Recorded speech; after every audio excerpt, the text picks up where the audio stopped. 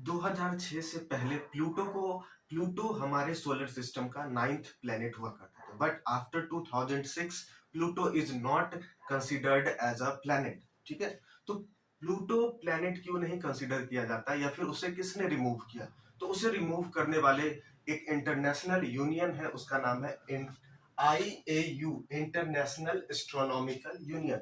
तो इस यूनियन के अकॉर्डिंग किसी भी ऑब्जेक्ट को या किसी भी सेलेस्टियल बॉडीज को प्लैनेट होने के लिए 3 क्राइटेरियाज को फुलफिल करना होता है। वो 3 सिंपल क्राइटेरियाज क्या क्या है? सबसे पहला, it must be round in shape. It means अगर किसी भी सेलेस्टियल बॉडी को अगर आप कहते हो कि ये प्लैनेट है तो उसका शेप राउंड होना चाहिए।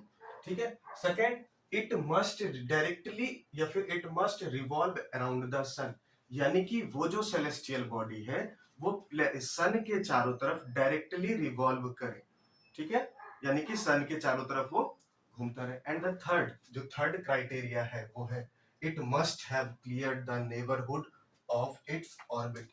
ये सबसे इंपॉर्टेंट क्राइटेरिया है, या इसका मतलब है क्लियर द नेबरहुड। इसका मतलब कि वो प्लेनेट जिस ऑर्बिट में रिवॉल्व करता है उस प्लेनेट के ग्रेविटेशनल फोर्स इतनी होनी चाहिए कि उसके आसपास अगर कोई भी सेलेस्टियल बॉडी या कोई भी ऑब्जेक्ट प्रेजेंट है, या तो उसके ग्रेविटी में आने के कारण उस प्लेनेट के एटमॉस्फेयर में या उसकी ग्रेविटी के कारण उसके अंदर क्रैश कर जाना चाहिए, इन द फॉर्म ऑफ, जैसे हम कहते हैं मीटियोराइड है ना, इसके फॉर्म में उसके एटमॉस्फेयर में या ग्रेविटेशनल फोर्स में आ जाना चाहिए, या फिर मून बन के उसके चारों तरफ घूमता रहे।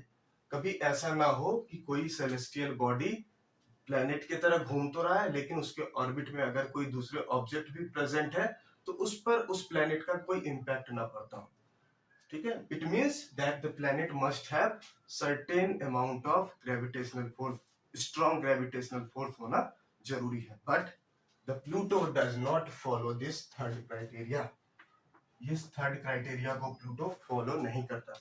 सो प्लूटो को 2006 में रिमूव कर दिया गया and Pluto is not considered as a planet.